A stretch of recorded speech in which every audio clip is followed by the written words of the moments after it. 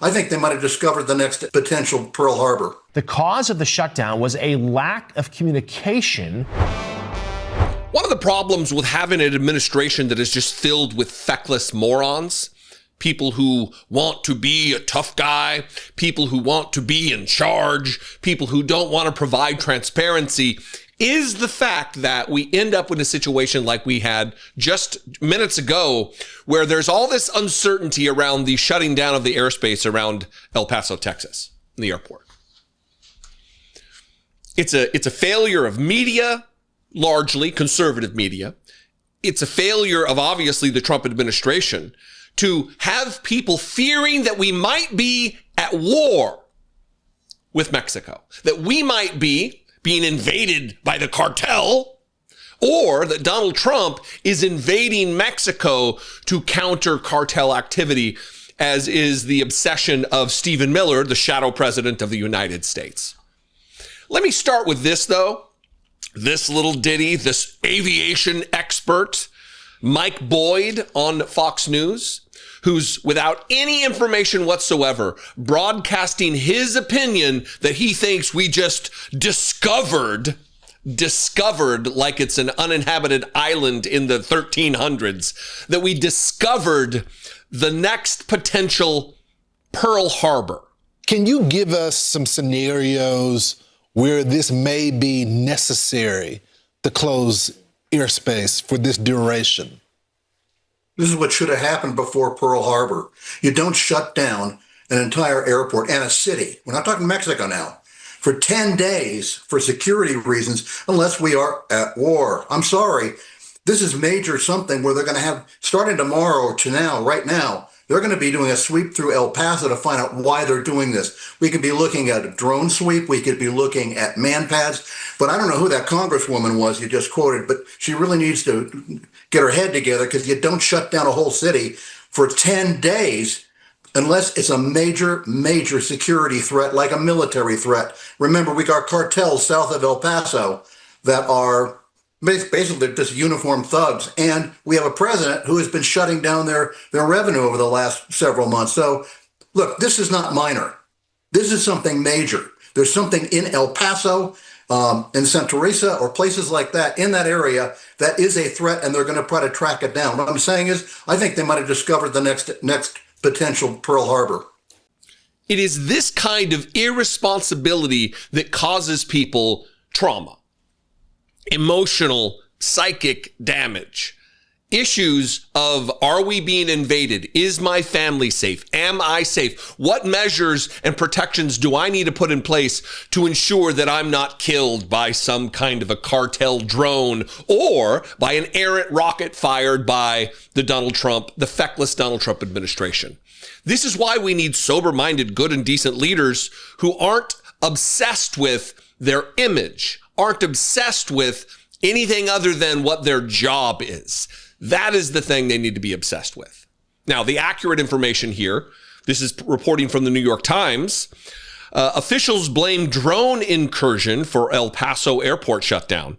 The Secretary of Transportation said the military had acted to neutralize a drug cartel drone, but another official gave conflicting information about the reason for the closure, which officials initially said would last 10 days.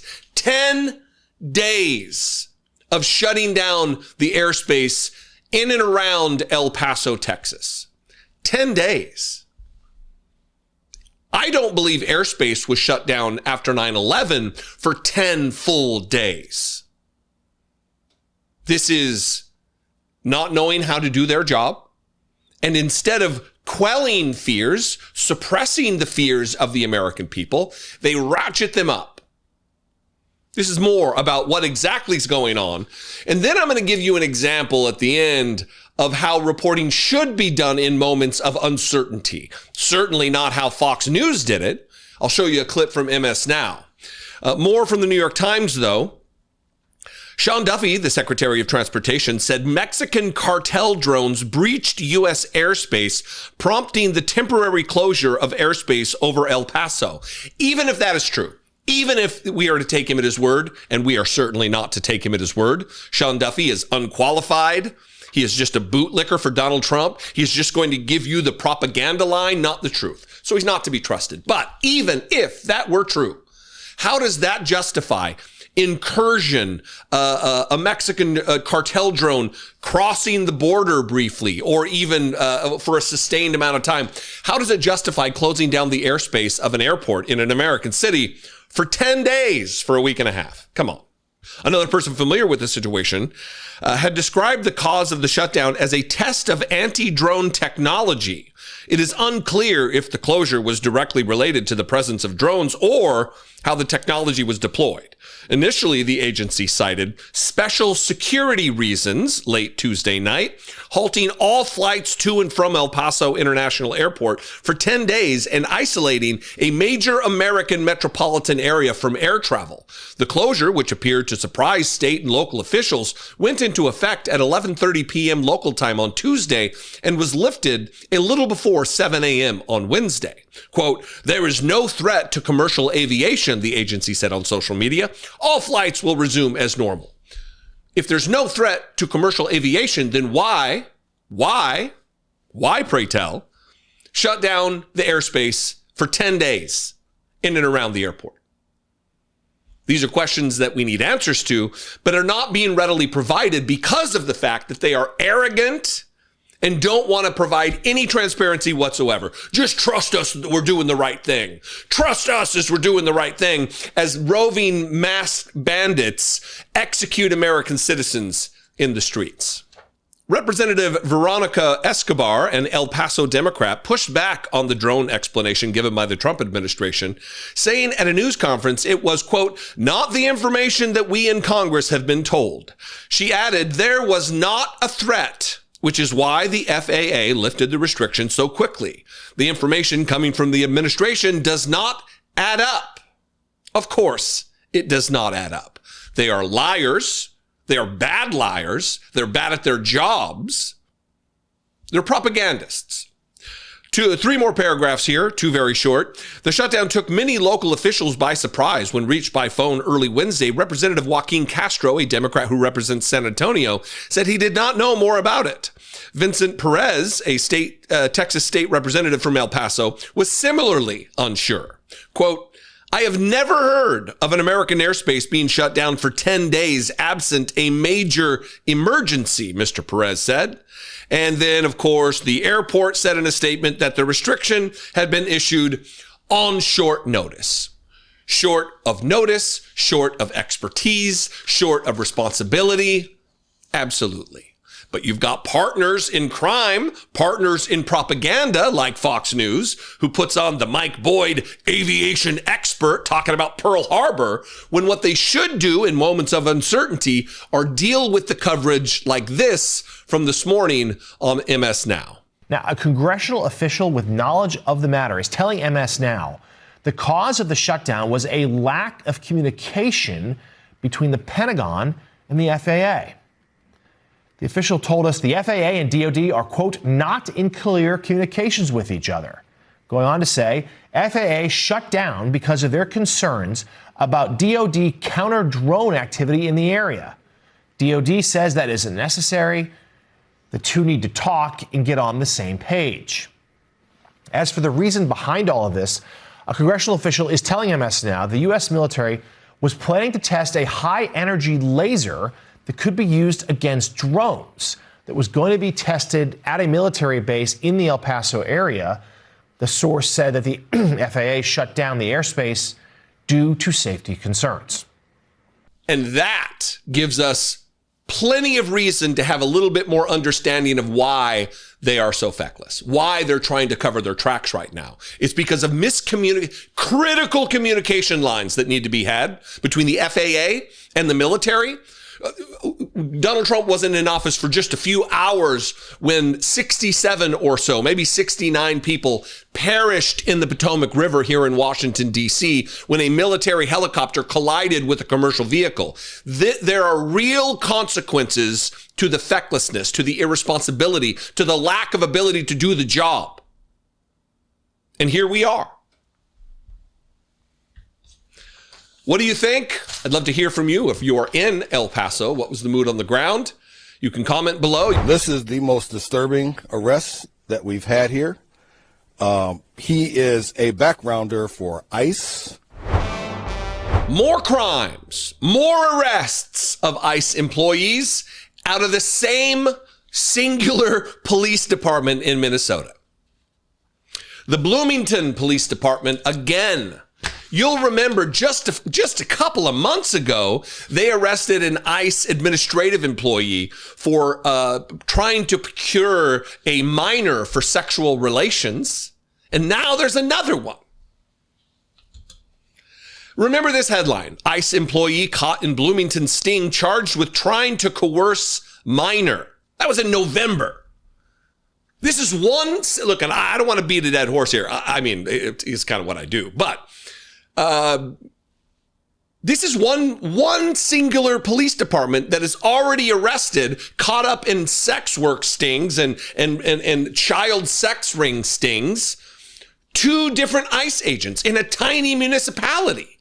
What is going on more broadly at ICE? Well, I think you will know the answer. It's that they are hiring unqualified, incapable individuals, people who are functionally illiterate, who can't pass open book tests, who have criminal records, who have active gun violation cases while they're going through training in ICE. There is such a fervor to ramp up the ranks of ICE agents, these masked secret police, that they're going to the worst of the worst, lowest of the low, the lowest common denominator they are hiring for positions. Remember this moment from Bloomington Police Chief Booker Hodges from November. Next, this one shames.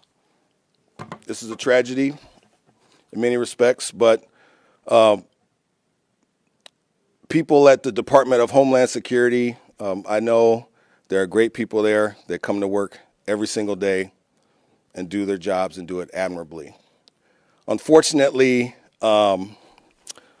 recently married back here is not one of those people. He works for ICE, and he is an auditor for them, a civilian employee. When he was arrested, he said, "I'm ICE boys." Well, you know, unfortunately for him, we locked him up, we put him in our jail. He got reappropriated to our jail, and my understanding is he helped send people to send federal authorities.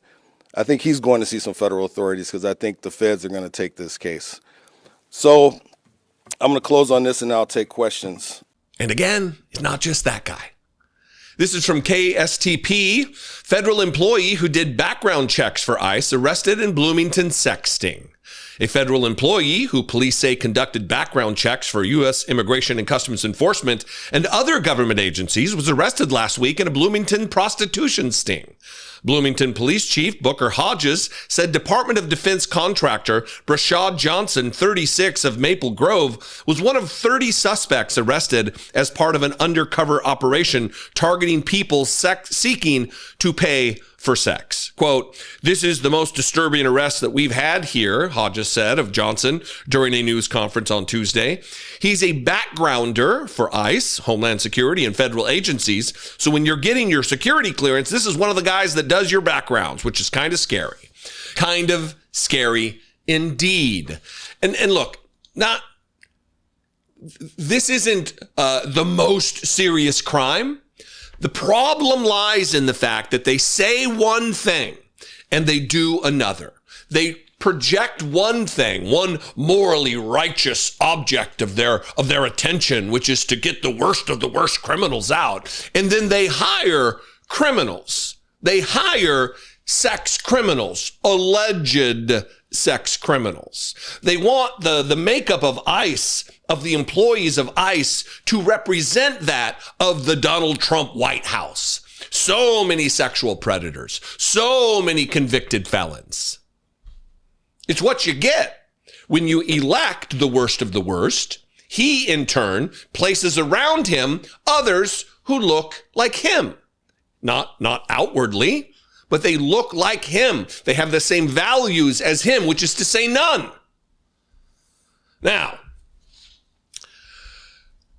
The last sentence of that, by the way, is the 5 Eyewitness News reached out to the Department of Defense for comment, but did not immediately receive a response. Of course, you didn't receive a response.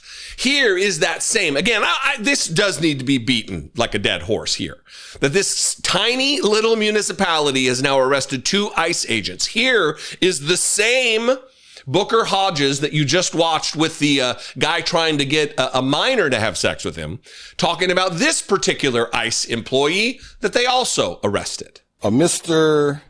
Rashad Johnson, out of Maple Grove. This is the most disturbing arrest that we've had here. He is a backgrounder for ICE, Homeland Security, and federal agencies. So when you're getting your security clearance, this is one of the guys that does your backgrounds, which is kind of scary. So we locked him up. And I think if you're going to be, these people get access, they get a high security clearance, right? Because again, for all the ICE agents, Homeland Security agents, and people getting security clearance, this is one of the people that does the backgrounds. And you come here trying to purchase sex. We locked him up. I don't think he's going to be passing a background check no time soon. So does this not say, does this just not reveal that there are no standards for ICE employees? That no one should be surprised. We should always maintain our shock, but no one should be surprised that these goons, these ghouls, these masked secret police are summarily executing United States citizens in the street because of their, I'm afraid for my life. Oh, I'm being doxxed. They can't just be the steely-eyed warriors that they claim to be, that they want to act like they are. None of that is true. They can't do their jobs. They don't want to do their jobs. They don't want to be bound and restricted by the Constitution to which they swore an oath. And on their off time, to blow off a little steam, they're just trying to find some little girls to have sex with. ICE. Come join ICE. You can be just like the dear leader, credibly accused of raping children. There's your poster, ICE. What do you think? I invite you to this conversation. This, I believe, is an important one. That's why I front-loaded the show with this today. You can comment below. You can also call the voicemail line 714-576-4054. And of course, as always, you can email me daily@dollemore.com. Do 2 things for me today, please. Make sure you're subscribed. If you watch with any regularity this channel on YouTube, click the subscribe button. It's free to do so. And go like and follow the Facebook page, Dollemore Daily. We are driving forward to 100,000 followers over there, and I would appreciate it very much. If you want to help support this work monetarily, you want to help produce this work with me, be a producer of the show, you can become a channel member on YouTube for $2 a month. Click the join button, become a channel member, or you can go over to patreon.com/IDoubtItPodcast. Both of those are great ways to help support this work, and I would appreciate your consideration very much. Not if you're on a fixed income, not if you're on disability, not if you're struggling because things are tough right now. Just watch, like, comment, do all those things. But if you have an extra couple bucks, I would appreciate it very much. I've cut hundreds of thousands of jobs. They probably hated me when they lost their job, and now they love me. They're making twice the money. Donald Trump just cannot seem to get out of his own way. He cannot seem to stop being his own worst enemy. He cannot seem to stop stepping on his dick, as it were, to use a crass idiom. Yesterday, he did an interview with Larry Kudlow over on Fox Business channel, Business News. And he just undercuts the case that his lawyers and his DOJ is trying to make in court about his authority to usurp the authority of Congress, which the Constitution gives them the ability to regulate trade and tariffs. But Donald Trump says, no. This is about national security. I need solely the power to protect the country and our security interests using tariffs. And then he goes on with Larry Kudlow and says, well, I raised the tariffs on Switzerland because I didn't like the way their lady leader was talking to me, which completely undercuts. He's just, again, stepping on his own dick. Which is a feat in and of itself. If you listen to Stormy Daniels, that it'd be hard to find little feet, little hands, hard to find. But here he is undercutting his case. When they go before the Supreme Court, all they're going to have to do is play this clip that, look, this isn't about national security. He said it with his own mouth. You can just listen to the words of the President of the United States. You don't have to listen to his lawyers. I had an incident with a very nice country, Switzerland. They were paying no tariffs, sending stuff over here like nobody could believe. And we had a $42 billion deficit. And we weren't taking anything. I said, well, we have to do something because we have to even that up a little bit. I didn't have to get everything at one time. So I put on a 30% tariff, which is very low. Still, we were having a big deficit, but it was half the deficit. Then I got an emergency call from, I believe, the Prime Minister of Switzerland, and she was very aggressive, but nice, but very aggressive. Sir, we are a small country. We can't do this. We can't do this. I couldn't get her off the phone. We are a small country. I said, you may be a small country, but we have a $42 billion deficit with you. No, we are a small country. Again and again and again. I couldn't get her off the phone. So it was at 30%.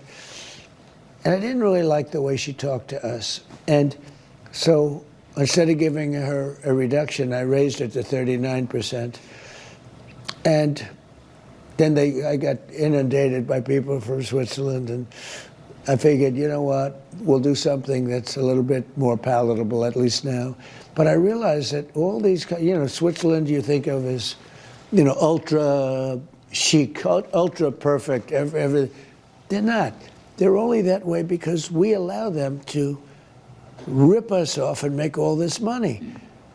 And I could say the same thing with another 40 countries. You know them better than I do. You and I could name them. Some are much more egregious. Yeah, there's nothing Donald Trump hates more than an aggressive, capable woman. Can't even remember the name of the Prime Minister of Switzerland. This lady, this aggressive lady. So what did I do? I slapped her country with more tariffs, because of national security. Apparently, it's a security threat to have a Prime Minister of a country that is not the United States, who is a woman and who is assertive and does her job to protect the interests of her country and her people. Donald Trump can't handle that. This isn't about national security. It never was. She talked to us bad. Anyway, well, let's move on here. Speaking of tariffs and the damage that they've done, the inextricable damage that they've done to the United States economy that we're going to start realizing right now. Yesterday, we had Larry Kudlow saying, we need to revise our expectations. Don't think that the jobs report is going to be good. You got to really be careful about how good you think things are going to be. And Donald Trump is talking about that he's created the greatest economy in history. And we need to get people to acknowledge it. We need to talk about it more. In 50 years, a president that's won, even a popular president, somebody that's done well. I'm popular and I've done well. I mean, I think we have the greatest economy actually ever in history. We broke 50 and we broke 7,000. They said I wouldn't do that for 4 years, and I did it in 1 year. We have to get the word out, okay? If we can get the word out, we should. Wait a minute. You have to get the word out about the greatest economy in history. You would think the fact that it's the greatest economy that anyone has ever experienced, that would be enough to get the word out. That the people experiencing the economy, the people experiencing those low grocery prices, they, by just virtue of word of mouth, would be able to spread the word about the great historic economy, Donald Trump. The fact that you have to go on Fox News to say, we need to talk about this more. We need to convince people of the reality that does not exist in their particular experience that it's happening. Yeah. I'm popular. I've done well, he fecklessly and ineffectually tries to convince the American people. I'm popular and I've done well. I think we have the greatest economy actually ever in history. We have to get the word out. And then he undercuts any goodwill whatsoever that he could have possibly had, even with a Fox News audience, by going on a jag about how many hundreds of thousands of jobs that he ended when he gutted the federal workforce, sending people to the unemployment lines. And he wants you to believe, he wants you to know that, yeah, he fired hundreds of thousands of people, but they love him for it. They now love him for firing them and upending their lives. This is the reality in which Donald Trump exists. This is lunacy. This is madness. This is the ramblings of an abject early onset Alzheimer's patient who is clinging to some semblance of understanding of our world. Watch this absolutely batshit crazy clip. I've cut hundreds of thousands of jobs, and we still have good employment numbers. But if I want to have the greatest employment numbers you've ever seen, all I have to do is say I'm going to hire 500,000 people. But that's what the Democrats But you want do. the private sector. No, what happened is the people I cut are now working in the private sector. Right. And they probably hated me when they lost their job, and now they love me. They're making twice the money. So you're going to still go after the whole waste, fraud, and well, abuse I am issue. in Minnesota. Take a look at. And they wonder why the jobs report needs to be revised expectations when you learn about it. They wonder why there is ripples of problems in the economy. They wonder why people have anxiety about prices and affordability. Because Donald Trump, without any concern for the livelihoods and lives and mortgages and bills and saving for college funds for their children, just general life, he had no concern, and then brags that he fired hundreds of thousands of people.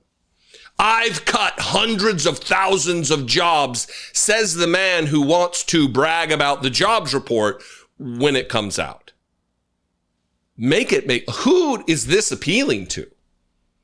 Who is listening to Donald Trump and saying, yeah, that's my guy. I voted for that.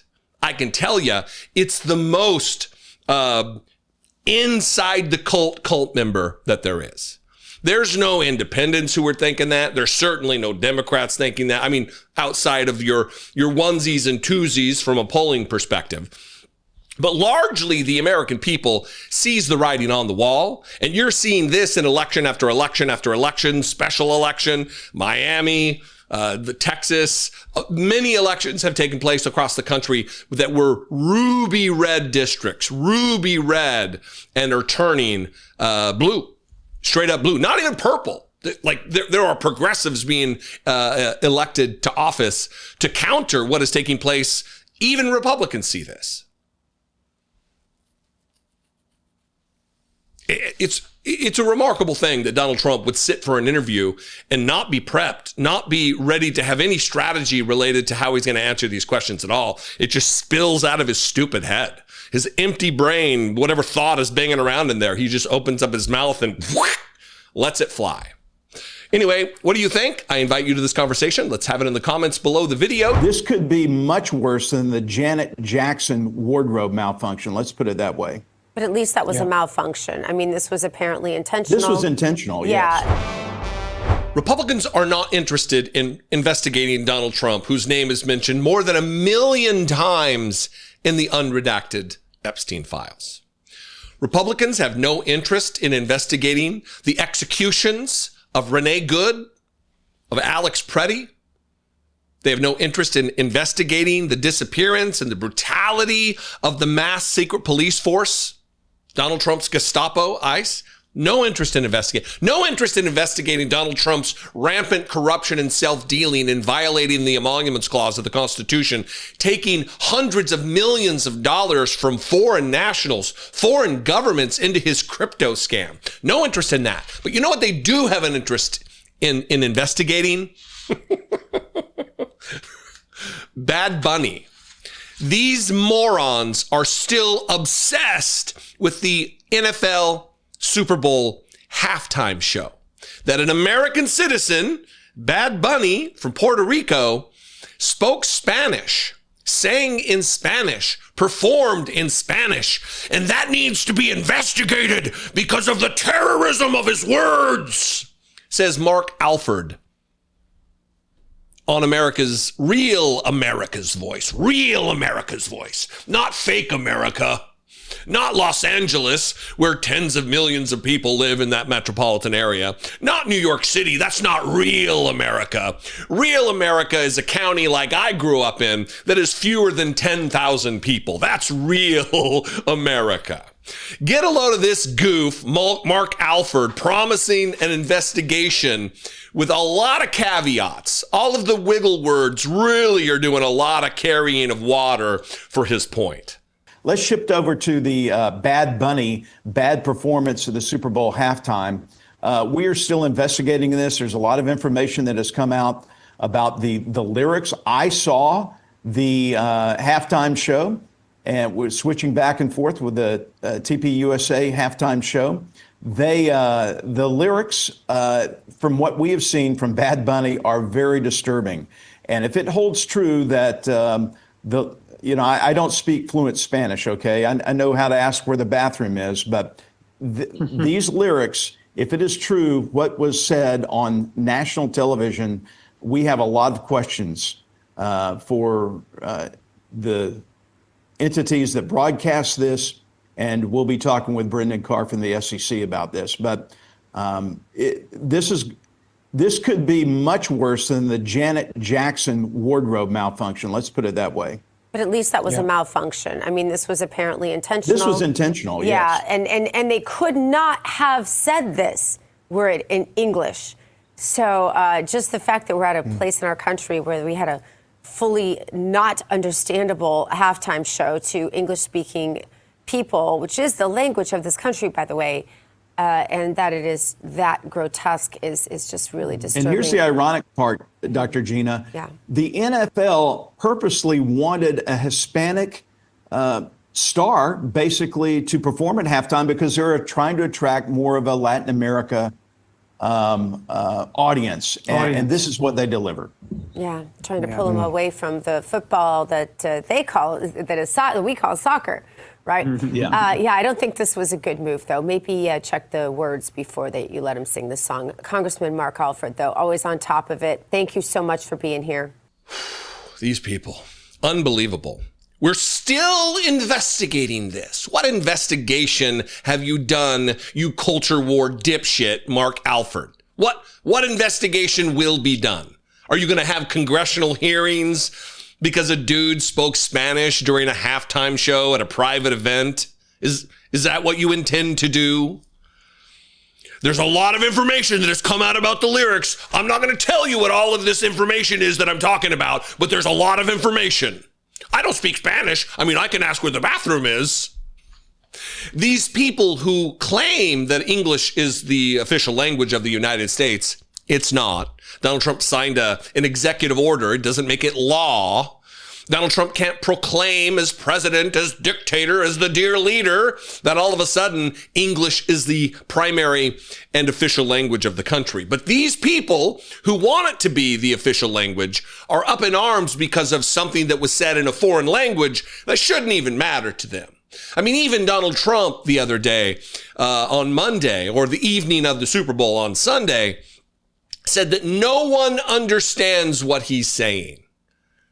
He said, what exactly did he say? The Super Bowl halftime show is absolutely terrible. One of the worst ever. It makes no sense. It makes no sense, this language. I mean, what do we expect? Donald Trump can barely speak his own language. The only language that he knows, he still hasn't mastered at 80 years old. But these people are going to investigate. I mean, Donald Trump also whined about the dancing.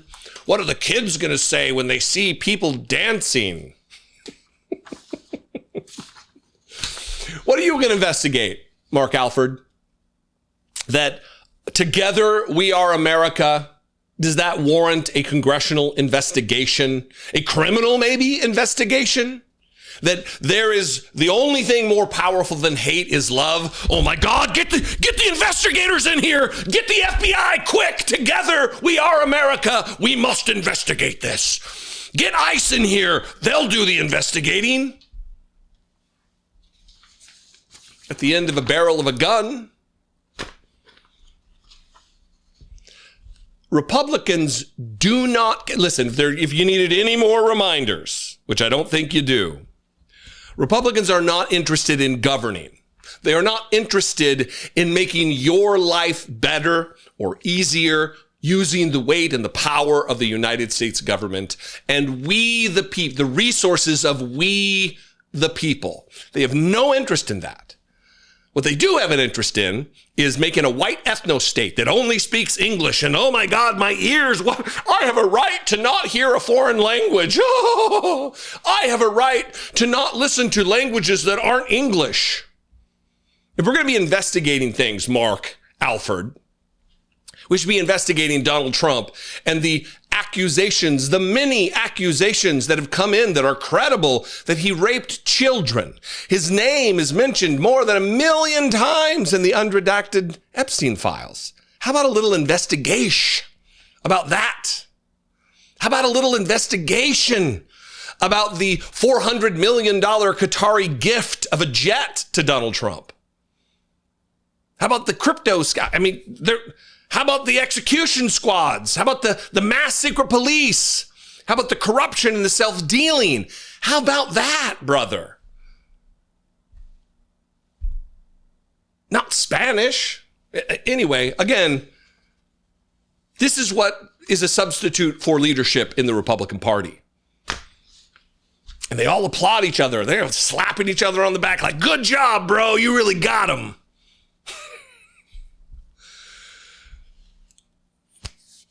Midterms cannot come quick enough. Anyway, what do you think? I invite you to this insane conversation. You can have it in the comments below the video. You can also call the voicemail line 714-576-4054.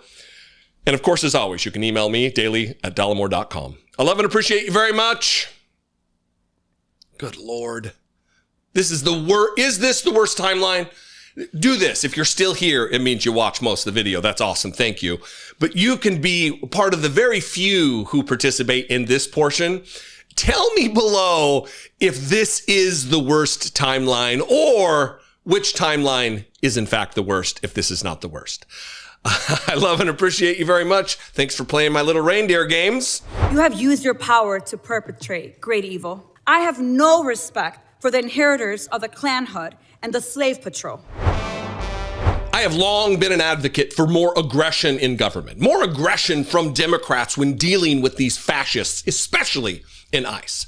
Todd Lyons is the director of ICE. He's a bigwig within the Department of Homeland Security, specifically with Immigration and Customs Enforcement. But he's a guy apparently doesn't want to do his job, doesn't want to look into any malfeasance or abuse or brutality on the part of ICE agents. Anytime he was asked yesterday in a hearing about it, I haven't seen that clip. I'll have to get back to you on that. I don't know how many Proud Boys we've hired. I just don't know. I don't know. I'm just a stupid asshole who doesn't know anything about the position I'm in or the mass secret police force that is running roughshod over communities all over the country. I just don't know. And in the face of this recalcitrance, in the face of this absolute fecklessness and violence that's being distributed across the country to communities, we need representatives who are aggressive in their questions.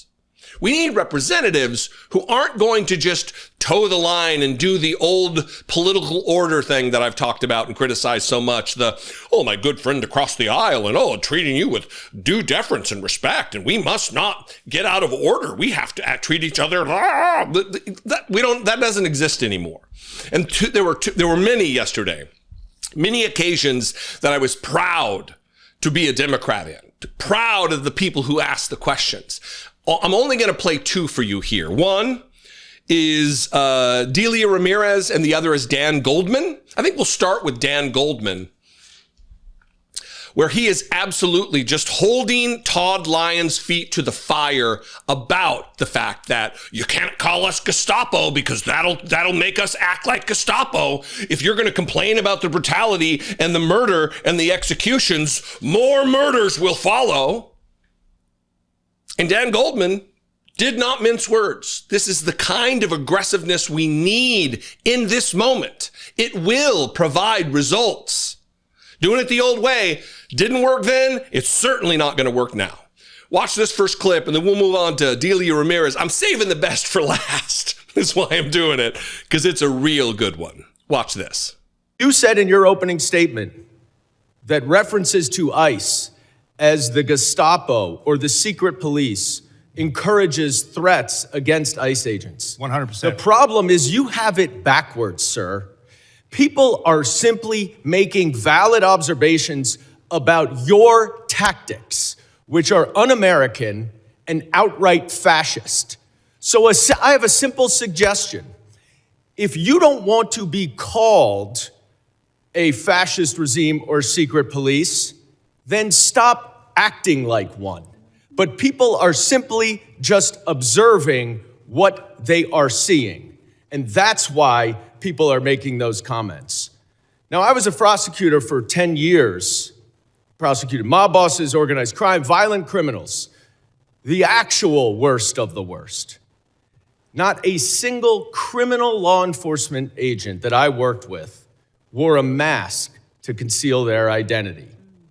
But your department, which is a civil law enforcement agency, is defending the use of masks by your agents because of a so-called rise in threats and assaults against your officer. Now, you said in your opening testimony that assaults against ICE officers are up by more than 1,400%, which is now even more than the 1,300% that your gaslighting spokesperson, Tricia from Ohio, has recently been citing. But here's the problem. There are two separate, very detailed, very thorough investigative reports based on your own data that both conclude that assaults against ICE officers are up about 25%, which is far less, of course, than you assert, and far less than you would expect from an agency that has more than doubled its hiring and has an even greater increase in arrests. Now, why is that a problem, Mr. Lyons? It's a problem because the explanation that your agents are wearing masks because of fear of assaults or doxing is outright bogus. You and your untrained, unqualified, unvetted, unidentified agents are intentionally terrorizing our cities and communities all over this country to avoid accountability for their excessive force and their lawless actions. That is why you're wearing masks. So no one can hold you accountable. And you know that the FBI is not going to, because notwithstanding all of the investigations all of you say are going on, the Department of Justice and the FBI has stated they are not investigating those two murders. I don't know if it was before or after the election that some focus group, some think strategy people were saying, oh, don't use the word fascist because Americans don't really understand what it means. The fuck we don't. We are experiencing fascism. We know what it is. We know what it is when we see it. We know what it is when we experience it. This is fascism. They are Gestapo. They are a masked, anonymous, secret police force with loyalty only to Donald Trump. And the only way to deal with them and their leaders is to question them in the way you just witnessed by Dan Goldman. I've had criticisms for him in the past, and I will have criticisms for him in the future. But this is a moment where he kicked ass. And he took names. Delia Ramirez, another Democratic Congresswoman, she put it in very stark, very plain, very realistic terms about who they are and what they are. And she invoked a different moment in history, not Gestapo, not the middle part of the last century, but the Klan, calling their masks the new Klan hoods. This is the energy that we need to encourage in our Democratic lawmakers. Chairman, My mother, a Guatemalan immigrant and an American, taught me that I have the responsibility to look evil in the eye and to fight it back. Mr. Lyon, Mr. Scott, Mr. Edlow, you have used your power to perpetrate great evil. And it's about time you answer this committee for the lawlessness that you've empowered and defended in your testimony. Mr. Lyons, I want to start with you. And I want to talk about ICE. Because under your leadership, ICE has shot and killed Silverio Villegas Gonzalez and Renee Good, violated nearly 100 court orders in January alone. You've used banned chokeholds in more than 40 cases, engaged in warrantless arrests despite of a consent decree, and you used children as bait to put 3,800 children in detention. You created traps for people at immigration court who were following the law and doing it the legal way. And you broke the law by entering into people's homes without a judicial warrant in violation of the Fourth Amendment. Now, let's talk about you, Mr. Scott, and CBP next. Under your leadership, CBP has attempted to execute Marimar Martinez, shooting her 5 times and not releasing the footage that you should release so that we can see the evidence, murdered Alex Preddy, used chemical agents dozens of times in Chicago after a judge ordered you to stop, conducted warrantless surveillance and racial profiling, and acted with total disrespect and disregard for the law while engaging in roving patrols, plate switching, dangerous traffic maneuvers, and observer intimidation. Again, criminals act with that total disregard for the law, and we continue to see it. You would both have us talk about respect for your mission and your agents, but your agencies are unaccountable, paramilitary forces, and I have just as much respect for you as I do for the last white men who put on masks to terrorize communities of color. I have no respect for the inheritors of the Klan hood and the slave patrol. Those activities were immoral then and criminal, and so are yours. Man, that is solid. That is good work. I have as much respect for you as I do for the last white men who put on masks to terrorize communities of color. I have no respect for the inheritors of the Klan hood and the slave patrol. Those activities were criminal, and so are yours. We need to say this for the record, for history's sake, but also they need to hear it. They need to be demoralized in their immoral action. They need to know that we see them. We know what they're doing, and it will not go unaccounted for. There will be accountability. There will be consequence when all of this is over. However we manage to make it happen, we're not going to make the same mistakes as we did after the insurrection against the country, where no one was held accountable. We're not going to do it. We as an electorate will hold our Democratic leaders accountable if they don't do what we want them to do, which is provide consequence, push whatever the next administration is that hopefully, for the love of God, is a Democrat, push them to not sit on their hands and slow roll an investigation like the Biden administration and Merrick Garland did, relative to both the insurrection against the country, but also Donald Trump's endangering national security by absconding with documents that were so sensitive they couldn't be generally described in public. All of these things we are failing on a daily basis, that there's still not consequence. Every day, sans consequence is a failure on the part of America. Dan Goldman, salute you. Delia Ramirez, salute you. Good job. I don't know why I'm saluting, but it felt right in the moment. More of this, less of the old stuff. What do you think? Am I wrong? How am I wrong? Or more importantly, how am I right? I would love to hear from you. You can comment below. You can also call the voicemail line 714-576-4054. And of course, as always, you can email me daily@dollemore.com. The youngest that was zip-tied was 16 years old, and he had a mustache. There were kids in there. They weren't zipped. Those little ones were not zip-tied. This is a picture of Suhey. We met her this morning. She's 14 years old. A girl who was zip-tied, and these are the bruises. Let me get around to wrapping up the show today talking about my home state of Idaho. I've talked about it a lot. I'm from a rural area in a very white state, a very white guy from a very white community, a tiny little town in northern Idaho. But I used to live, in fact, I went to grade school, multiple schools. I went to Lincoln, I went to Roosevelt, I went to Centennial, in Canyon County, 3 different elementary schools. We moved around a lot. 3 different elementary schools in Nampa, Idaho, which is in Canyon County. And we're going to be talking about the Canyon County Sheriff, Kieran Donahue, a man who loves to get before Donald Trump and bend the knee and kiss the ring or whatever ring he can get his lips on. And Donald Trump visited him in the Oval Office. Apparently, he's the president of the National Organization of Sheriffs or something. And he accompanied ICE. He called ICE in for this raid in Wilder, Idaho, which is a little tiny community in Canyon County, Idaho, in southern Idaho, kind of an offshoot, a suburb kind of Boise, where hundreds of people were rounded up. 3 times as many citizens were wrapped up in this ICE raid as immigrants.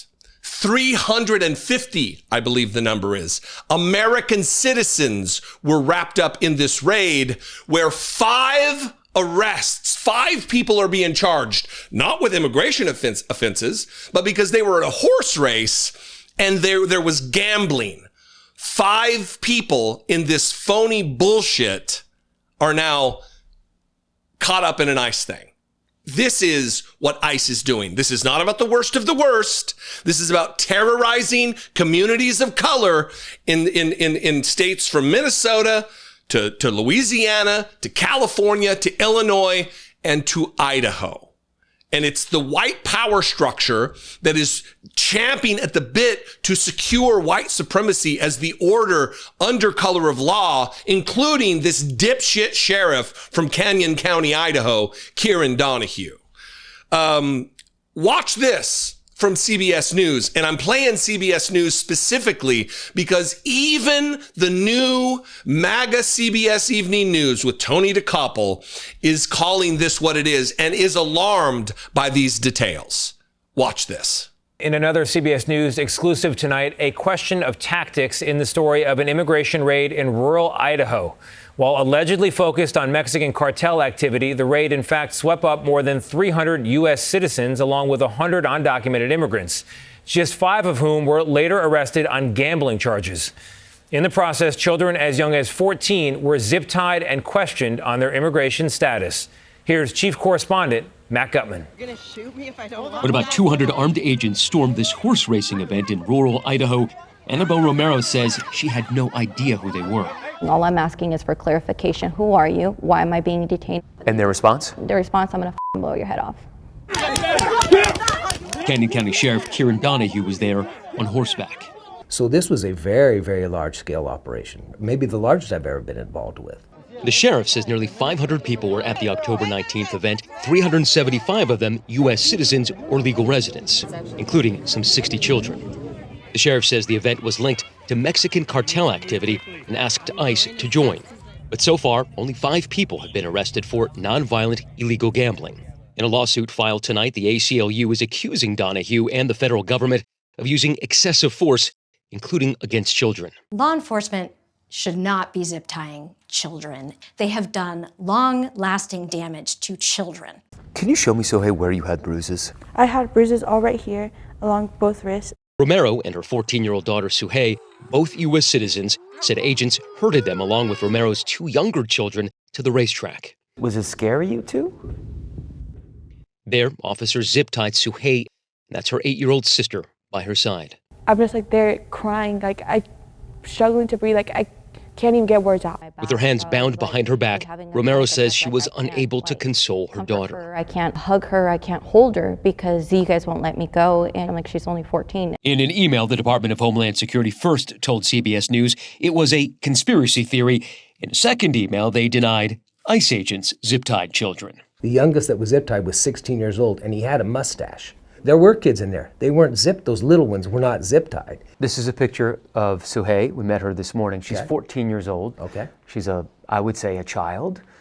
a girl who was zip tied, and these are the bruises from those zip ties. Okay. And Have you seen that or heard? No, I had not. I had not seen that. But I will tell you this. I've been in this business a long time. I've gone against gang members who are a lot younger than that. She was with her 6-year-old brother and 8-year-old sister. But you're taking that out of context. We What do kind not of know her. context do you need? There's We do a not young know girl her. with 2 small children with her. We How don't. dangerous could she possibly be? We don't know. Now, the sheriff is facing community backlash. Have ties been broken with your community? To some degree, I believe they have. Absolutely. My parents, they came over here to the United States to give us a better life so we didn't have to suffer.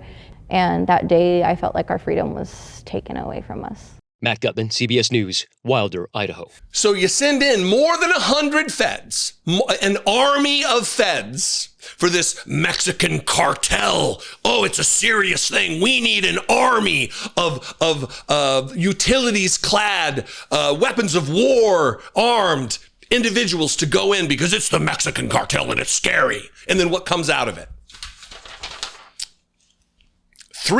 More than 300 U.S. citizens, along with 100 undocumented immigrants, and just 5 were later arrested on gambling charges. If you needed any more evidence that this isn't about immigration, this isn't about getting the worst of the worst, this is about kicking brown people out of the country. This is about demonizing black people and brown people who aren't sufficiently American enough. And I say that with full confidence because of the statistics that you just heard from this CBS News report, that 3 times as many citizens were gathered up in this than undocumented immigrants. If this was just about immigration, it would have been just the 100 undocumented immigrants. Instead, 300. And why? And why, pray tell? Why, do you ask, did 300 get wrapped up? Well, because they don't look American. They don't talk American. Their skin's a little too dark for Kieran Donahue as he tries to feign like this 14-year-old girl who is zip-tied like a criminal, like a fucking terrorist. He tries to convince you that, well, there's been more dangerous people out there. I seen them. She could be a gang member. You don't know. I've seen, very young, very dangerous. He's just another MAGA clod who's afraid of anything. He can't go to the city. He can't take the subway when he comes to D.C. to see Donald Trump in the Oval Office and kiss his ass. He can't take the metro because there's black folks that live in D.C. It's scary.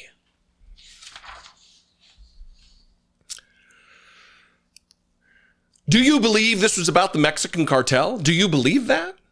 Do you believe that that little girl that you just saw with bruises on her wrists from zip ties was a terroristic threat? Was a member of the scary Mexican cartel? Do you believe that the 5 individuals who ended up with charges, the 5 out of the hundreds of people, more than 400 people, and 5 got charges for gambling, do you believe they were the worst of the worst? Were they the murderers and the rapists and the child traffickers? Was that them, or did they make a bet on a horse race? Come on. Kieran Donahue, sheriff of Canyon County, you should be fucking ashamed of yourself, you white supremacist ghoul, along with Donald Trump and Todd Lyons from ICE and Stephen Miller and the rest of the masked Gestapo force of Donald Trump, these masked anonymous secret police agents. Gross. And doing this in my home state is an affront, just to me personally. If you're an Idahoan, and I'm a 6th-generation Idahoan, my people go back a long time in Idaho, before it was a state. I'd love to hear from you if you're also from Idaho. Comment below. You can also call the voicemail line, 714-576-4054. And of course, as always, you can email me daily at Dollemore.com.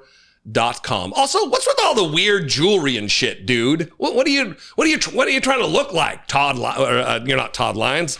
Kieran Donahue. What are you doing? These people, just cosplay. Everything's playing a role with these people. They just can't be authentic. They just can't be real. They don't have it in them. It's not part of their makeup. Phony ass bullshit. What we're seeing unfold before our eyes does not happen by accident. It is when power goes unchecked. In this moment in American history, when we have masked secret police goons roaming the streets and brutalizing American citizens and immigrants alike, execution squads, I like to call them, I talk a lot about activism and organizing and getting out there and doing whatever you can do to fight in this moment. You might remember, this brings me to this headline from back in July. This is from ABC News. Father of 3 United States Marines who was forcibly detained by immigration agents at landscaping job speaks out. Narciso Barranco is out on bond following his arrest last month in California. Well, Narciso Barranco is represented by an immigration attorney. Who knew that in this moment, in 2026, the heroes that we never knew we needed would be immigration attorneys? I'm going to be joined here in a moment by one immigration attorney, Lisa Ramirez, who's running for Congress in the 40th District of California in Orange County, where I used to live. And she represents Narciso Barranco. She is actually putting herself on the line, putting her money where her mouth is to make the country better. We need more people like this, and we need to support those who do stand up. So without further ado, joining me today is Lisa Ramirez. Lisa Ramirez, thank you for joining me today. I appreciate it. Thank you, Jesse. Thank you for having me. So I talk a lot on this program to my audience about doers, people who are in it for the right reasons. And I think it's self-evident, we need more people who are willing to put themselves on the line and use their expertise and knowledge and the subject matter expertise that they do have to make our world better, especially in times like right now when there are rampant abuses. You know, I'm a former United States Marine, so when I saw the case before you, I think even announced for running for Congress, that Narciso Barranco was brutalized and he was the father of 3 United States Marines, it really raised my ire relative to calling out the hypocrisy of conservatives and Republicans so often who talk about supporting veterans, who talk about supporting veterans' families, and then we watch Narciso just being brutalized on the street in California. Can you give us a brief overview, kind of an update on how that case is and how Mr. Barranco is? Yeah, absolutely. So I agree with you wholeheartedly. I don't think any serviceman or woman ever imagined that, they would be utilized in the manner that this administration is utilizing our military. I know that was the straw that broke the camel's back to jump into this race when the National Guard rolled onto the streets of Santa Ana. And then you have that literally within the same month coupled with what I would consider kind of a slap in the face to a man who has raised 3 U.S. citizen Marine sons. And I think that's why his case has gotten so much attention. So he was in custody for a period of 24 days. The day before his bond hearing was when the administration decided to change the policy about bond eligibility. So it was a bit of a panic, and I needed to make sure that there was no reason that the government would have to just make him blatantly ineligible for bond. So thankfully, not to go into too much details, after a couple of days, 8 days it took for the court to actually schedule a hearing, which is unheard of, but they're inundated and bombarded with cases. We were able to get his bond granted, have him released, reunited with his family. But the truth of the matter is the damage that's been done, and I think what so many millions of people across the country witnessed, is not something that's going to heal or get undone very quickly. So it was a very traumatic, incident for Mr. Barranco. We continued to fight his case in immigration court. And just 2 weeks ago, I'm very proud to say, over the objection of ICE trial attorneys, we were able to get his case dismissed. That doesn't mean it's over. We're now, continuing to pursue his what's called parole in place. That's reserved for immediate family members of military men and women and veterans to be able to have legal status in the United States so he can eventually get his permanent residency. Well, on behalf of the rest of decent America that cares about these things, thank you for your efforts in that. A lot of people are focused on more broadly what's taking place in Minneapolis. We reported on the ground in Minneapolis. We're still trying to wash the pepper spray out of our clothing.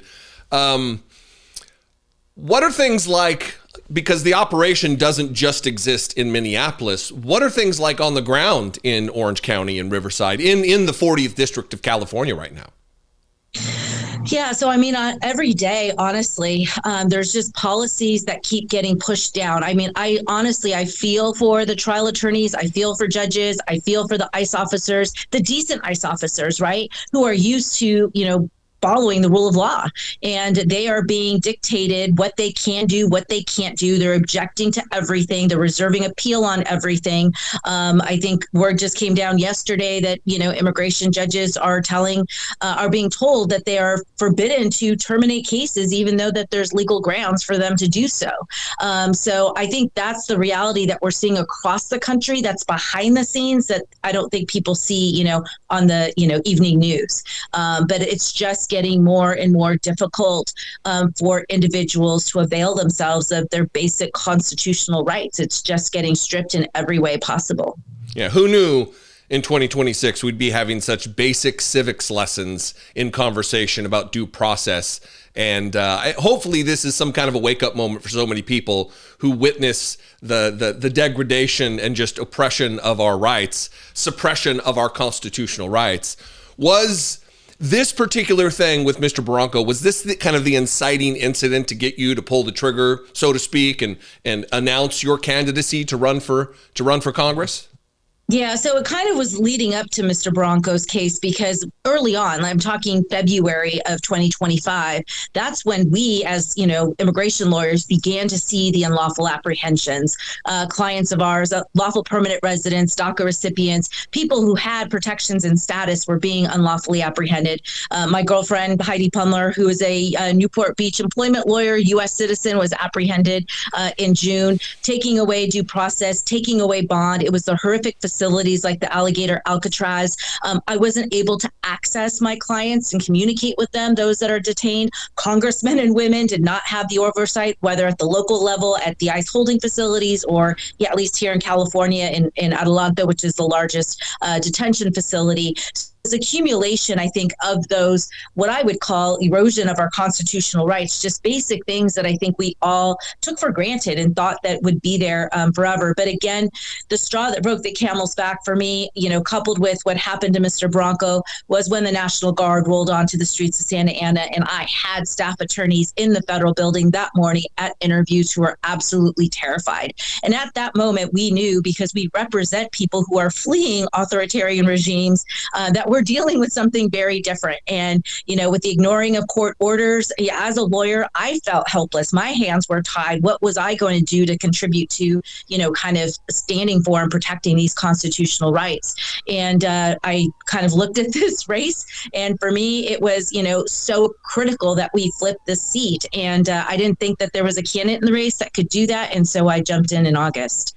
I think a lot of people have a misapprehension about the makeup of California, because California is just so widely known as, it's blue in California.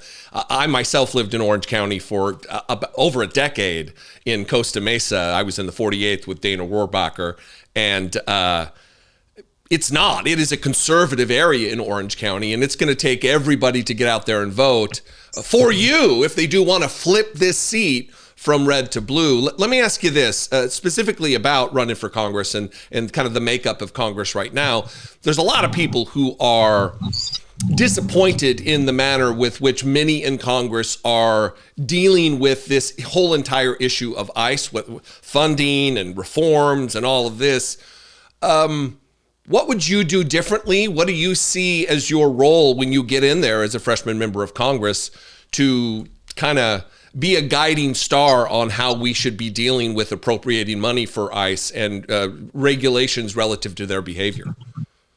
Yeah, so I would say that, what we're seeing unfold before our eyes does not happen by accident, right? It is when power goes unchecked. And I think the biggest issue that I see is that we have too many members of Congress that are unwilling to bring accountability to the executive branch. It is fundamental. And I'm not going to make excuses as to why and the fear, and they don't, want to lose their seat and they're afraid to offend Trump, and obviously all the threats that we hear coming out of, this administration.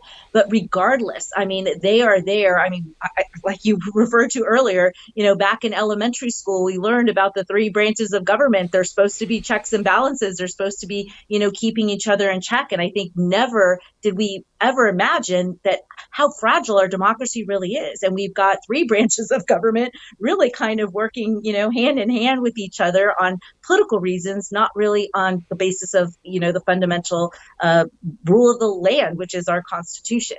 So for me, I think, I've never been afraid to stand up. I've never been afraid to speak up, but I'm very careful, strategic, and intentional how I do that, right? I don't need to be yelling in the face. I think we really need to find the common ground, which I fundamentally believe is there. And it's going to be baby steps forward. We're not going to see drastic, even if there's a sea of blue that flips the House, we've got all new, leadership. It is going to take time to make sure that we see the progress we ultimately want to see. But as long as we're moving in the right direction, even if we need to be a little patient, I feel we'll have accomplished a great deal. Yeah, well, I talk a lot also about the different styles of communication and activism. I'm more of a scream in your face type, but we do absolutely need the lawyers and the professional types who will be more socially acceptable in their fight. And I think you are a wonderful candidate for this very moment with your expertise. Where can people go to your campaign to learn more about it and support with maybe a campaign donation? Yeah, absolutely. Visit LisaRamirez.com. It will take a country to take back the House. It's going to take an army to flip the seat. And I think one thing that people should be aware of is that this seat is the last red seat in Orange County, believe it or not. And it's an opportunity for us to kill, quote unquote, two birds with one stone. So we've got two GOP incumbents running in this district. So we can actually eliminate two GOP incumbents. It's kind of a race to most mega. So I need all the support I can get across the country. We've got over 30,000 people who are supporting our campaign. No contribution is too small. And if you're local or you want to fly in to put your boots on the ground and to help us and volunteer, everyone's welcome. We need more good boots on the ground, legal boots on the ground that don't violate posse comitatus. So absolutely. Lisa Ramirez, I appreciate your activism, your run for Congress, your love of country and humanity. And thanks for joining me today. Thank you. Thank you for having me. It was a pleasure.